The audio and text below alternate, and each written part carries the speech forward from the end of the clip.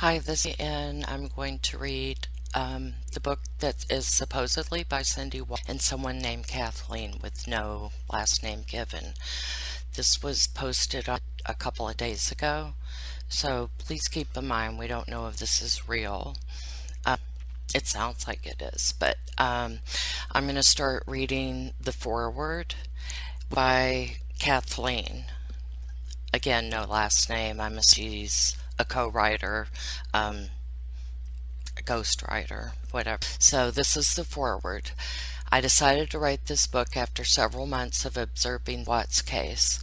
Not because it was an interesting case, though it is, but more so because there seemed to be any clear motive.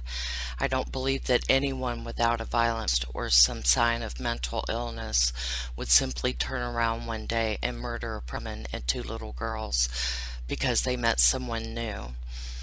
That didn't wash for me. I've written and researched strange crimes before, and this definitely looked like one.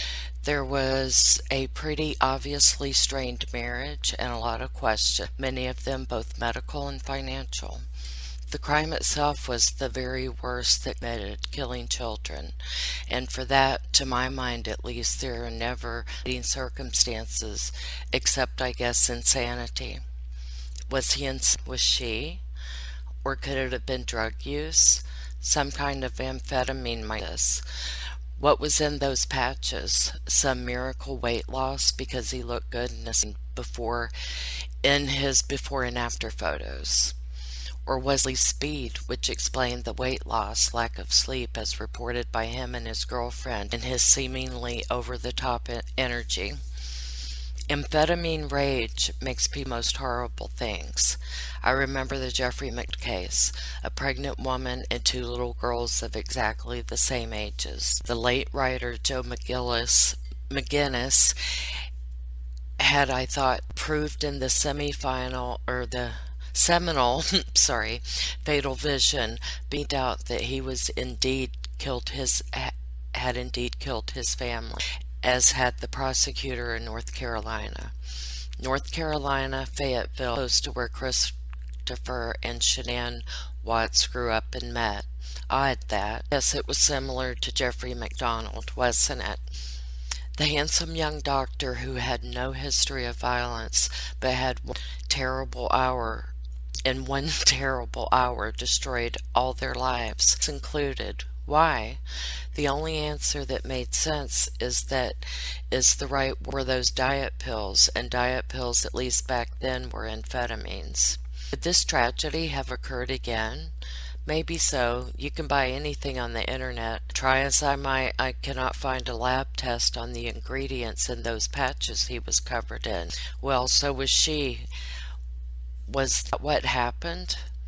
Then again, I didn't think she looked like she could be using speed. She wasn't fat, she wasn't thin, she looked normal. But then there were all those illnesses, maybe an elective neck surgery. At least some of those must have led to opiate use, and that's really just heroin. And people don't always behave normally on heroin either.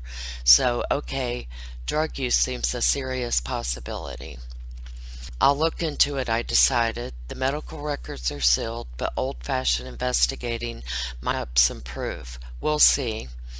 Then were the families. That's always a horrible thing to witness, whether you know them or not.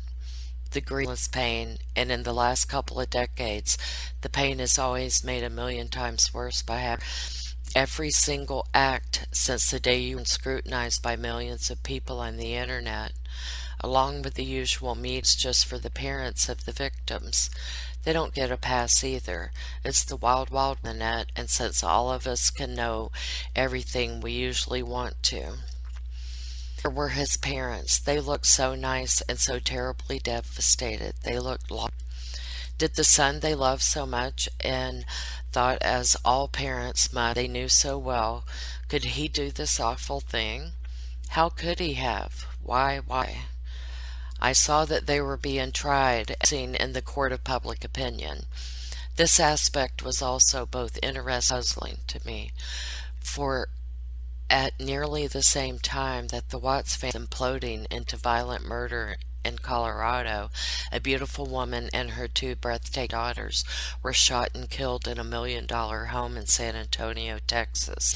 As in the Watts case, the possible suspect of the crime's mother came forward, spoke of the love for her son, her certainty that he could have never done this thing. Funnily, that also happened in the McDonald case long ago, but no one Mrs. McDonald for her loyalty to her son.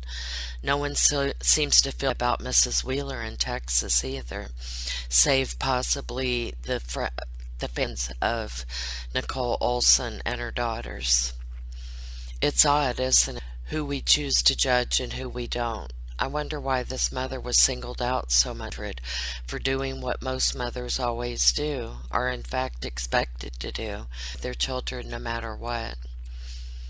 There were people who even seemed to think the Watts family love or miss their small granddaughters because they still loved their son and were asking questions. It was obvious from the beginning that neither of them were fond of Shanann. Well, if we're being honest, few mothers and daughter-in-laws are all that close. I disagree.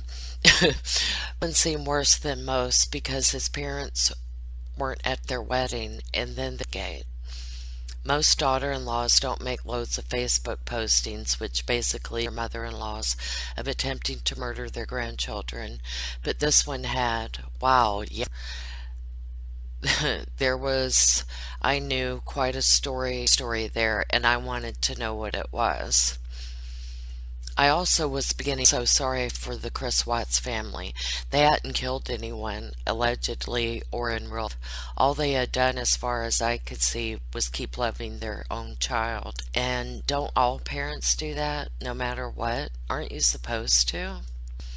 The other crimes they were committing was not saying anything about their grief. And so, okay, I thought they weren't being hypocrites after all. They were only weeks beyond the attempted murder allegations of Nutgate. Real murders occurred. People sanctify the dead a lot, and that's normal, I guess, in Hitler or somebody. On the other hand, if someone you have desertedly for a long time dies, someone you had been in a terrible fight with, say because they called you an attempted killer on the net, dies, is it anything but pretty gross hypocrisy to go on TV and tell people how much you love them and how much you miss them? To me, the answer is no. Okay, fine, moving on. Now I had other questions. What is it like completely average, nice, hard-working American family one day, become America's most hated family, a warning to young children the next day? To say suck is probably the biggest understatement on earth. I decided to talk to them if I could. I wrote a letter, and after a while wrote me back. It was such a polite, sad little letter that she broke my heart. Polite in the face of all that to a writer. Wow. Over the next few months we began to write and then to talk. She was even kinder and sadder and more terribly lost than appeared on TV. I spoke to her husband Ronnie, a sweet, old-school, hard-working Southern gentleman, and then to her really wonderful daughter, and I started to just not like them but to feel protectively about these people who, let's face it, had done nothing wrong. So there you are for the book and what I'm hoping to find out over the course of it. But it's not just my book, it's Cindy's too. She needs a place to tell her story and to explain her feelings and history and Shanann and her granddaughters.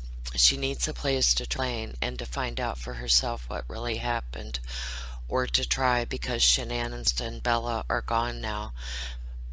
They are beyond our questions and beyond carrying judgments now. This book is for the living. There is about before and after. And it's signed Kathleen McKenna Hewston. I hope I didn't get it wrong. San Francisco, California, July 2019. All my broken pieces, a story of motherhood and love and loss. Cindy Watts. Then there's this quote: Humpty Dumpty sat on a wall. Humpty Dumpty had a great fall. All the king's horses and all the king's men couldn't put Humpty together again. Carol. Why, only God knows. Kid Rock. And I'm going to end it there, and we'll pick up in the next video.